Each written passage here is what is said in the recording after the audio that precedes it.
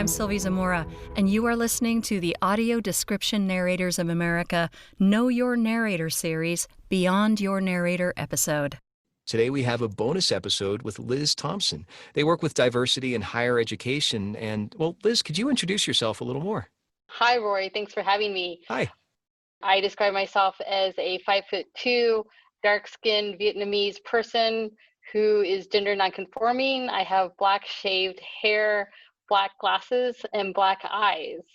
And I offer that as something, as we'll talk about today, in just the need for that kind of visual communication and accessibility.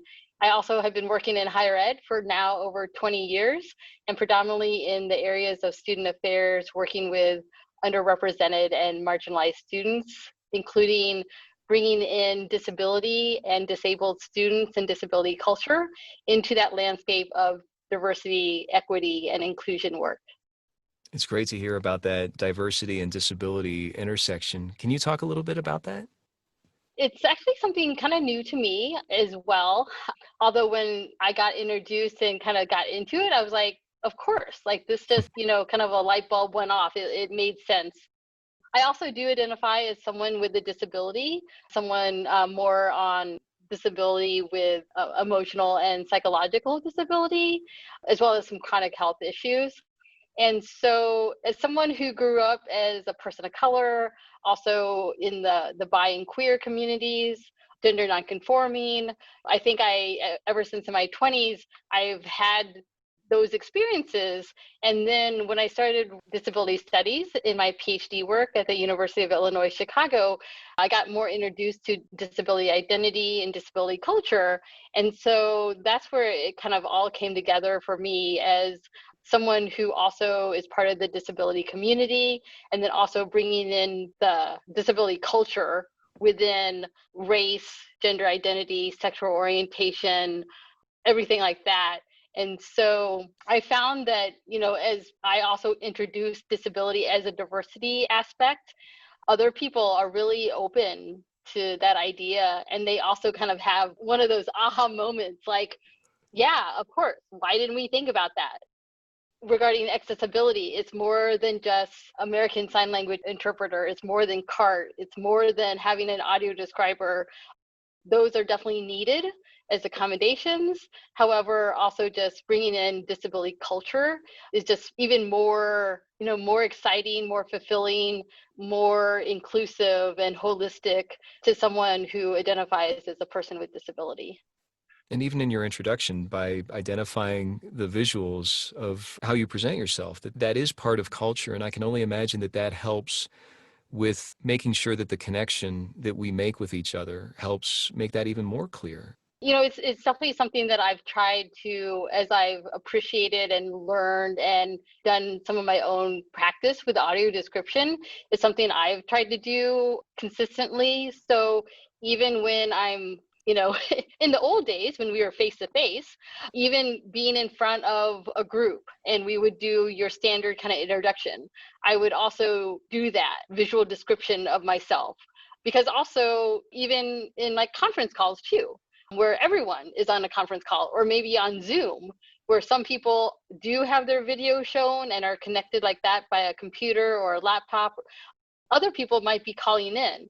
And so I think, for me, even as a sighted person, because that is not my disability, but we take for granted what really the visual aspects communicate. And so I think it's important that we offer our visual description. And also for me, when I first did that as an introduction, like I maybe said like 2 things about myself, and then I like heard it in a recording. And kind of similar to your identities, I think sometimes we often express sort of what we take, like what we want other people to know. And then other people said, oh yeah, Liz, but did you know that you were wearing that feminist t-shirt? And like, was that important for you to describe even though you didn't? Or did you notice that you didn't describe that you had glasses on? So over time, just like when I write audio description, usually I'll have to do like at least 4 or 5 different drafts because I want to, like, I forget something, or I want to replace a word, or I want to be more descriptive. And so it's really funny how you think it might be so simple to describe yourself because you see yourself in the morning, you see yourself in the mirror, and then you try and do it, and it's much harder than you think. It sounds like accessibility awareness is also self-awareness, that there might be a tie-in there.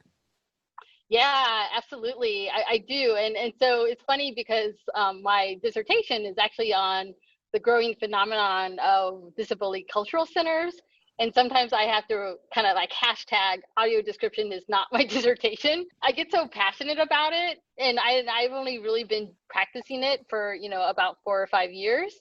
So I'm definitely not an expert, but I really have enjoyed what it does. And I think in my little world and in my little experience that I've done so far has really been on campus and higher ed institutions, and also specifically with some of the smaller campus art galleries. So, for example, at my former institution, some of the different cultural centers would have a small room, maybe something 10 by 20, but they'd have enough space to have like little art galleries. Or there would be the university campus gallery, which then would be much bigger. But in any case, that's where I started. A few years ago, after a friend of mine introduced me to audio description, and then I just got hooked on it, I went to this one cultural center's art gallery and said, hey, this really needs to be done for accessibility, and I'm willing to do it for you for free. So it's hard to turn away free labor. And so I did that a few times. I did go to an audio description workshop training, Joel Snyder's, connected with AFB. That's the only little training I've done, but I try and continue, my own training through other workshops and stuff like that. I think over the years, like it started out, I would describe a very kind of isolating, lonely experience because it would just be me. I would go to the campus art exhibit, the gallery, for like a few hours. I would like sit there and type all by myself, and then that would be about it. I would turn in my work to the center director, and she could help me a little bit, but usually the person would be kind of too busy to really give me a lot of time. And then I would voice it, I would do the typing, and I would make the large print manual for people. And then after a while, like I said, it was a very isolating, and I didn't feel I felt good that I was trying to do it, but I also just didn't feel very satisfied that my work was maybe quality enough. And also I wasn't connected with the artist. And so sometimes I would have questions and I would be like, I don't have that connection or relationship with the artist. And so a few years ago, when I tried to do it also with another campus art exhibit, I said, hey, okay, if we're going to do this, let's do this differently. So one, I started out a long time, like months before the gallery was going to open, the exhibit was going to open. And I talked to the director, I talked to the curator, and I was like, okay, I am still willing to do this for free. I'm willing to, do this time and effort and labor, but I also don't want to do this by myself. Similar to like equity and anything equity and diversity, like this needs to be a shared responsibility. And it can't just be on one person. It can't just be on one unit. And so they were very open to that. And so I actually got some help. I also said, I really want to educate the artists that are doing the exhibit ahead of time about audio description. And ideally, I want to work with them so that they write their own audio description as well as voice their own audio description, because then, sometimes there's that critique with audio description that you kind of go into that realm of like interpretation or bias and things like that. And so in my mind, I thought, well, if that happens, at least it's happening from the artists themselves and it's not from me. So I did that a few years ago, and I did write that up, and that was kind of published in this one informal publication, and it went really well. Out of the 10 artists that participated in the exhibit, I believe it was like 7 of them actually did their own descriptions, and about 5 or 6 actually voiced then their descriptions. And we did a survey with them afterwards of how they felt about the experience. And overwhelmingly, it was very positive. They learned about accessibility. They learned that accessibility takes more time than they thought. Another artist actually disclosed that she was low vision, and she actually really appreciated, going through this process. And then kind of getting to your earlier point, they also found that when they were looking at their art again and again and again to write the description, they saw things that they hadn't noticed before. It was a really kind of nice way that here they have this piece of art, and maybe they haven't looked at it for a while, but because of accessibility and audio description, they were forced to look at it in a more maybe detailed or different way. And then they saw certain things that they hadn't seen. And so that was kind of a cool experience, it sounded like, for them. It reminds me of an experience I had with a sighted person who's on social media. And when we talked about alt text, which is a form of audio description, it's description, Mm-hmm. but not necessarily Yep. audio, that he said it's like conscious posting. And that seems to resonate with what you're saying with that, seeing things in a different way. Along the lines that you were saying with the artist taking a little more time to create the audio description, if they did indeed do that, and the Mm-hmm. focus on the quality and the connection to the art. Was there other examples of how the artist was educated by you, that something that you found that they most needed to know, that maybe they assumed one way, but maybe it was another? Yeah, I think I definitely remember I created first for myself, but then also to share with them. So I basically gave them a very quick audio description 101 in like 10 or 15 minutes. The students, the artists, they were used to writing an artist statement about themselves. They were used to writing kind of a paragraph about the art piece, kind of what and why, or more, I guess, more of the why or some of the background. But what they weren't used to was actually then describing the piece of art or describing the photograph. So I made kind of a worksheet template to kind of just help them sort of distinguish between those 3 different pieces that could be then either verbalized and recorded, or also artist label that would be beside the piece of art or photograph.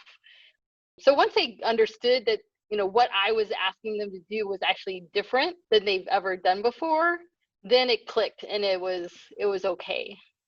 A lot of our conversations in these interviews have been about the TV and film side of audio description, but in your experience, it sounds like there's a lot of parallels with connecting with the artist, could be similar to connecting with the production, and finding how the audio description writer can bring that vision of the creator in the TV show or the movie to life, that you're doing a really similar way.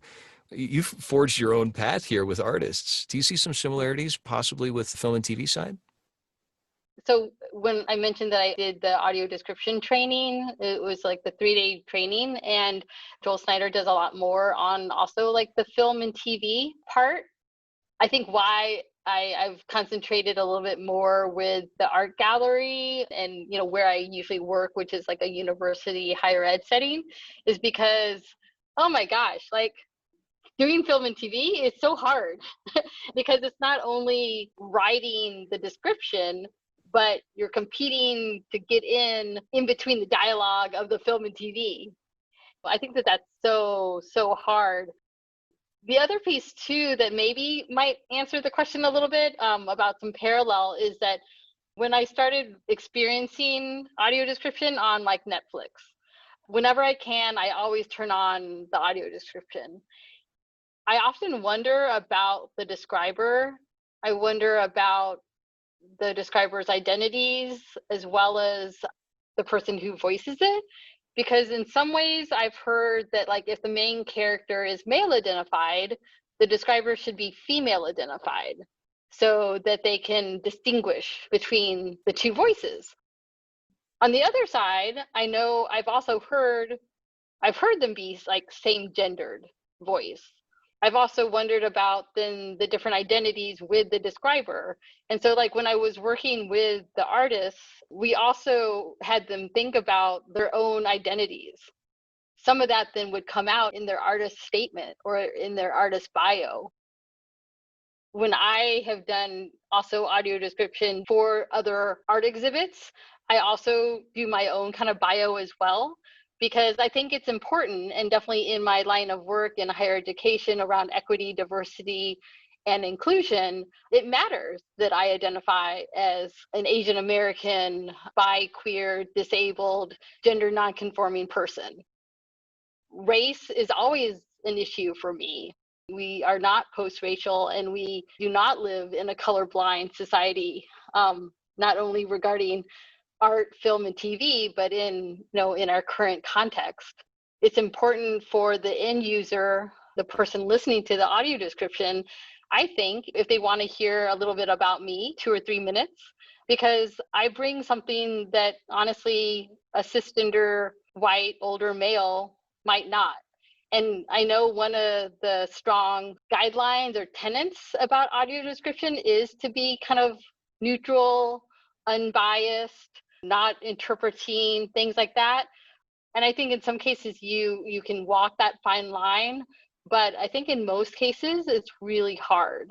And so in my qualitative research with my PhD studies, some people say, hey, it's impossible. You cannot be unbiased.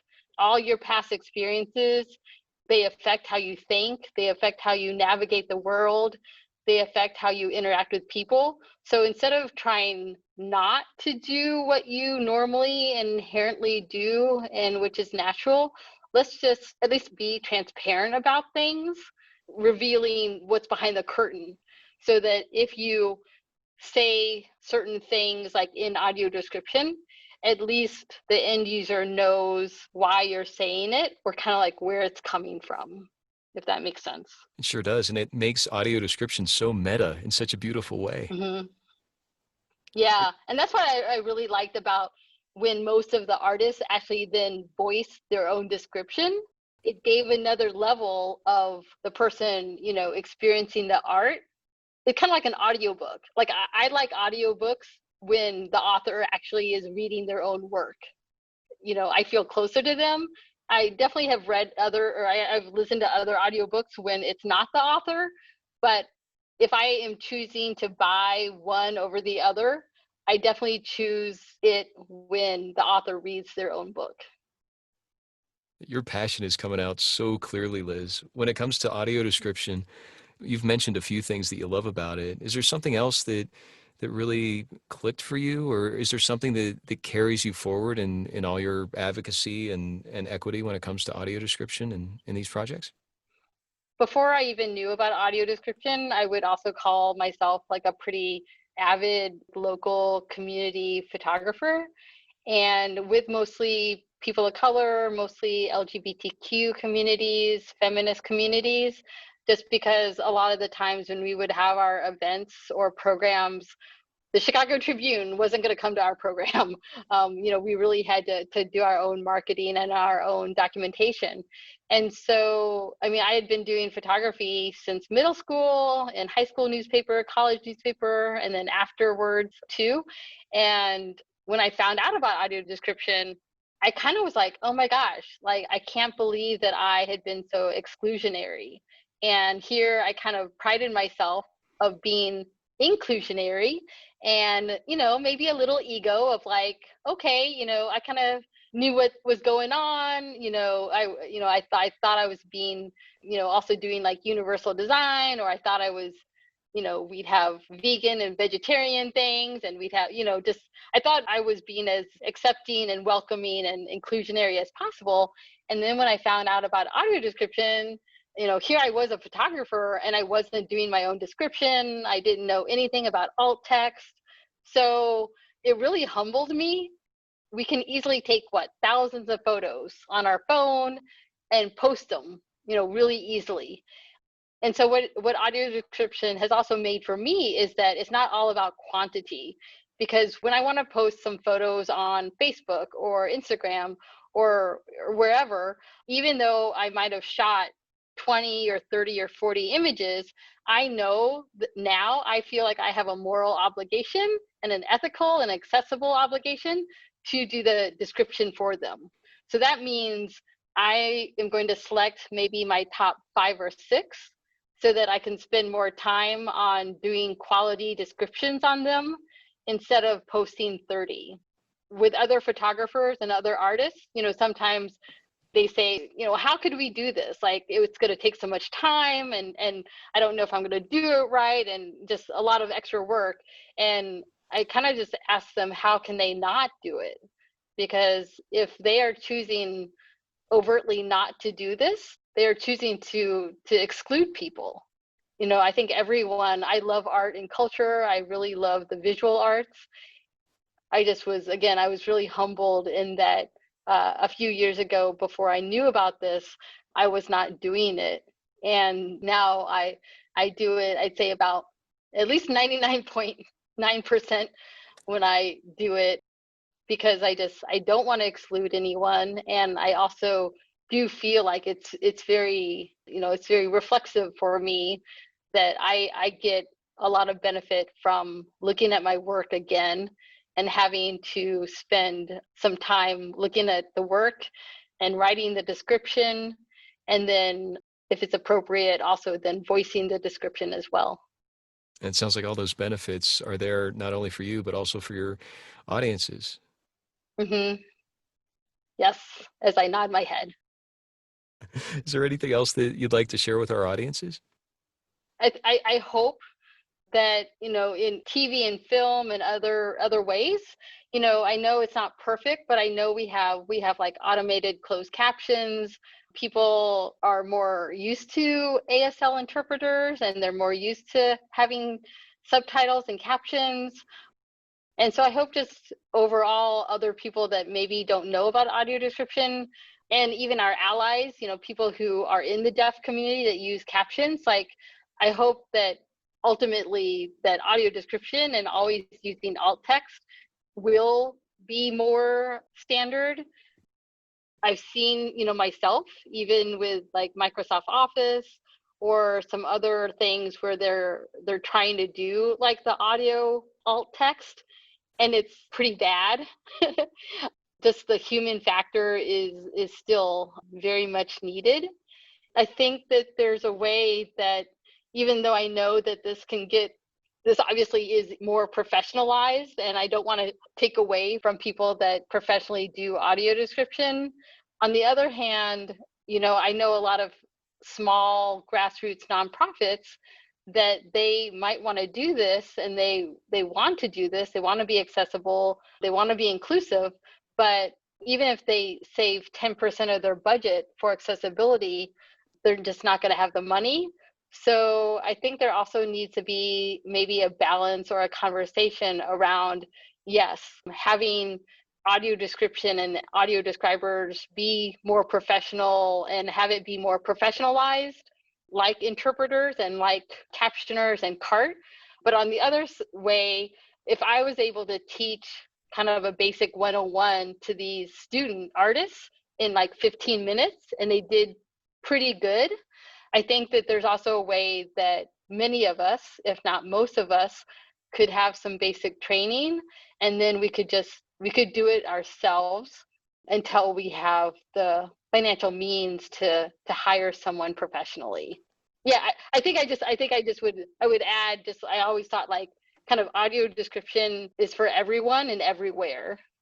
One of the things I love about what you said about even giving new artists the basic training, that is a gateway for even more talents to grow their professionalism within audio description. That those who are exposed to it can grow into the professionalism and quality that you addressed. Everything seems to keep coming back to awareness and education. Mm-hmm. Yeah, and I think, one of my goals now that I'm at my kind of new institution in Minnesota, we have a small campus art gallery. And I'm sure, well, depending on this year with COVID, but, in the future, every university typically has some kind of campus art gallery. Then they usually pay a student worker to, probably someone who's majoring in art history or studio art. They pay a student worker to sit at the front desk and click to see how many people come in the gallery every day. I would offer that would be such a great opportunity for those student workers that they could also learn audio description. And instead of, maybe reading or doing their homework, which I totally support, but they could also learn audio description and they could use their time differently. And as the different shows come up, they're already paying this undergrad as a docent or as a gallery attendant that with a little bit of training and continued kind of education, they could be a really great person to do audio description, similar to what I've heard in theater, where some people do theater and they do audio description, the understudy. So they're the understudy, so they know a lot about the play already, and they have to come to the rehearsal and the performances anyway. But if they're not going to go on, they could also be trained to be audio describers for the theater play. Having that acting background of the understudy can also help provide with the immersion of the audience to make sure that they're right in the emotional tone there. There's great ideas here. I'm so glad to hear from you and have you share all this. This is great, Liz. Yeah, no, thank you. Again, I'm very young to the field, and it's definitely not my profession, and it's not my dissertation, but I have really enjoyed it and definitely really enjoyed thinking more critically about race and identity and audio describers, and also then what the end users get out of it, sometimes in different ways. So thanks so much for inviting me for the conversation. Is there any way that people can stay in touch with you on social media? I have a basic Facebook. So if you look under Liz Thomson, LizThomson, my email that I use is the letter LTHOMSON @uic.edu. So you can find me on that on Facebook, or also feel free to email me with any questions or thoughts about audio description. Thanks so much, Liz. This has been great. Great. Thank you.